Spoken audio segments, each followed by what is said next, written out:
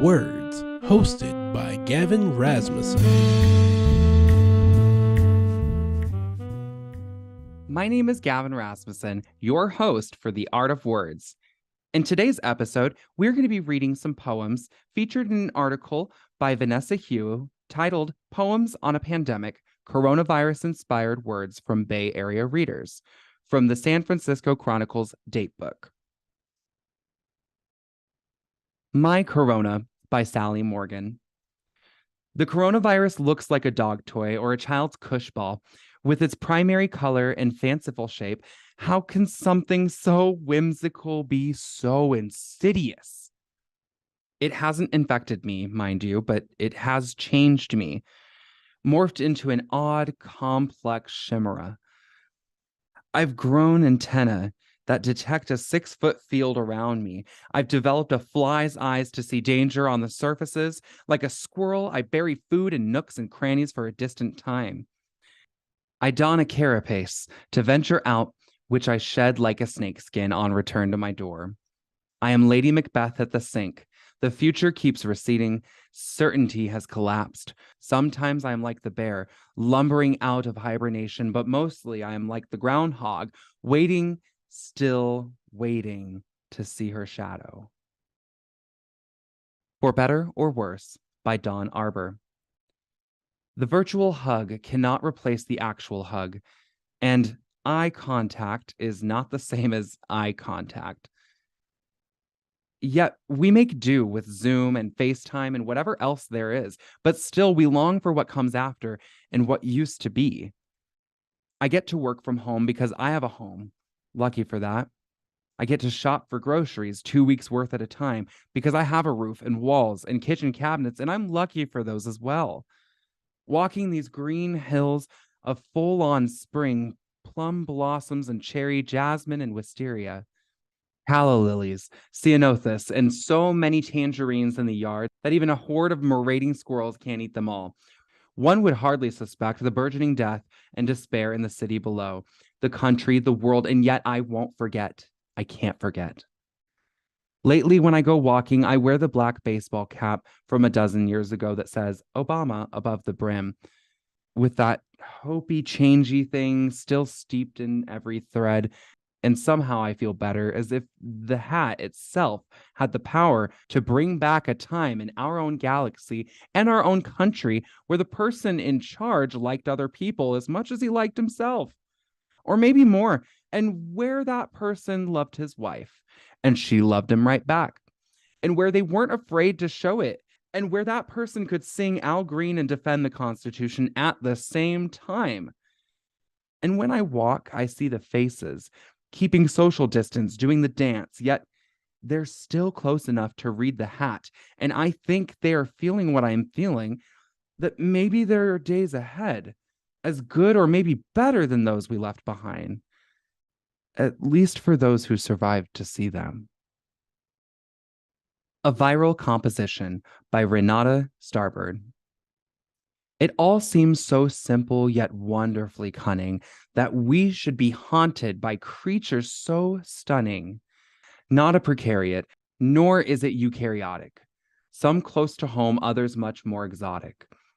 As we go round the globe in our planes, trains, and cars, as we chop down the trees to make room for our yards, as we drill deep into earth and pave roads in the mountains, viral dark matters inch closer by thousands.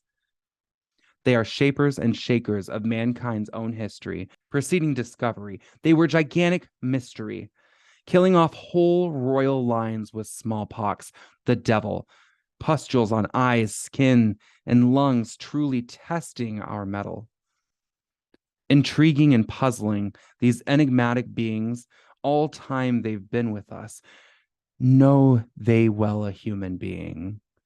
Great lessons and wisdom they've yet to divulge. With science and research, we all may indulge. The cold, oh so common, is beastly to tackle. Over 200 strains leave us to grapple. More ominous yet, our dear friend influenza, with quick RNA changes. She cares not for agenda.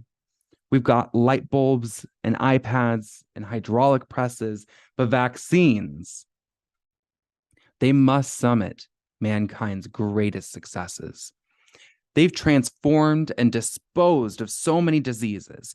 Now I need not be scared every time someone sneezes. Anthropological insight may also be gained. Conversation cross cultures renders a virus contained. It takes research and business compassion and sharing with bright minds invested. Much better will be faring. I find myself curious and searching for answers. What makes EBV change? It caused mono, now cancer. Might viruses also bring nanotechnology, come to save us from skewed inner ecology? Viruses bookmark our history and act as timekeepers. Of iron lung confined children dream motherly weepers. With red patches and scratches returns a viral exanthem. When anti-vaxxers in Cali say vaccines, we can't stand them. And then there's Mbeki with his one stoic face, turning down HIV drugs, laying his country to waste, humbly reminding that with best of intentions, we will still make mistakes. What intricate beings these expert cell hijackers of our proteins and systems, they are detailed mappers. By studying viruses, we study ourselves. This is where my mind wanders while observing the wells. Pathogen free, some have said, but I vote allies instead. There's so much yet unknown. Viral footprints in our chromosomes. And with this brief poem, I hope to convey the fascination for viruses that I have today.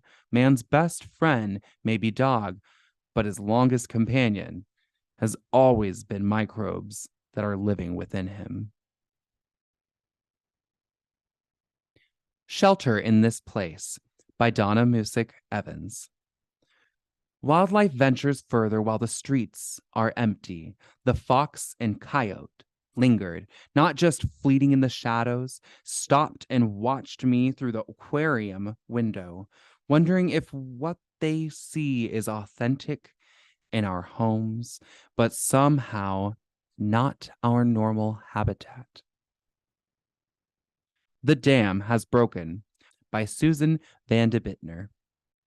The dam of holding back my words, the dam holding back my thoughts, the dam of resistance, the dam that I placed, the dam that was my excuse, the dam to allow focus on daily activities, dam of other projects, the dam of excuses.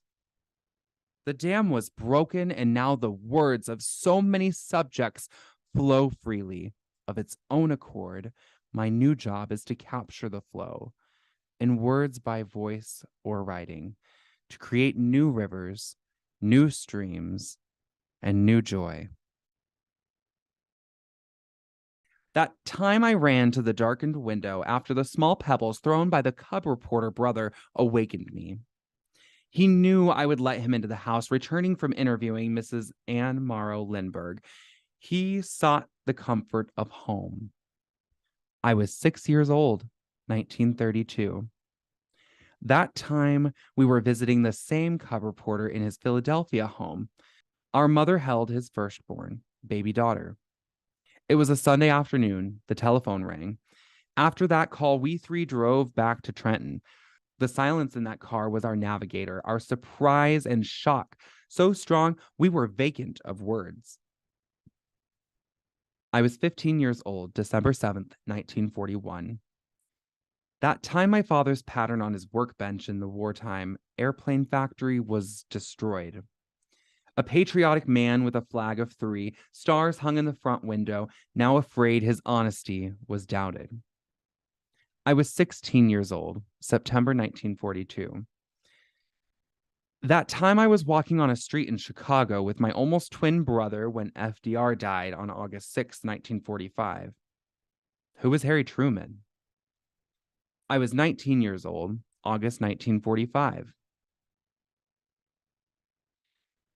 That time I called my brother, now home from the war. I was in Cleveland. He was a seasoned rewrite man for his newspaper. I told him Flight 521 from LaGuardia to Cleveland, Ohio had crashed. We were now orphans. I was 21 years old, May 29th, 1947. That time Eleanor Roosevelt spoke in the United Nations and again had the audience in the palm of her hand. She died soon after in 1962. She was the one who said, "No one can make you feel inferior without your consent." I was 36 years old, November 7th, 1962. That time I drove a car from the rental company and turned the radio on to hear the awfulness of 9/11. It changed us. I was 75 years old, September 11th, 2001. That time Barack Obama was elected president of the United States, I wept with joy. I was 83 years old, January 20th, 2009. This time our governor, Gavin Newsom, issued shelter in place. The governor of New York, Andrew Cuomo, said older Americans were precious. I appreciated that there is still room for me. I am in my 94th year, March 17th, 2020. Thank you for joining us today for The Art of Words. I'm Gavin, your host, and just a reminder to stay up to date on your vaccines, as well as if you're not feeling well, stay home and keep a mask on. This has been The Art of Words, hosted by Gavin Rasmussen. If you'd like to leave suggestions, email us at ewcfacts@gmail.com. That's ewcfacts@gmail.com. This has been an EWC Communication production.